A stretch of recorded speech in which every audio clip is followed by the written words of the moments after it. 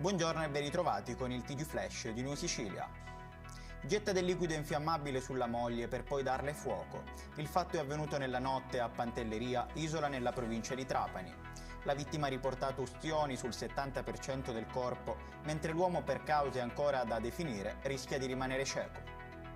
Tiene banco la vicenda dell'ospedale di Modica, dove a distanza di pochi giorni dal decesso di Giovanni Giannone a seguito di uno screening di coloscopia è morta una donna colpita da un ictus cerebrale, con i parenti della deceduta che hanno presentato denuncia alla polizia.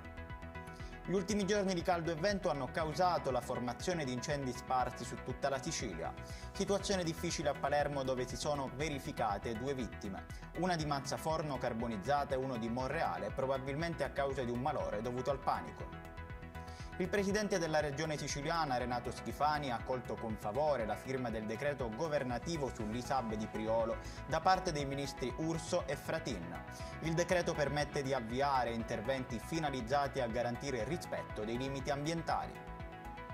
Dall'Ascoli al Cosenza, nel giro di una settimana, il Palermo ha vinto e perso quasi allo scadere dei 90 minuti di gioco. Luigi Canotto è risultato l'uomo decisivo con un destro a giro che si è insaccato alle spalle di Pigliacelli, facendo vincere la squadra calabrese. Ed è tutto per questa edizione, il prossimo appuntamento sarà questa sera alle 19:30.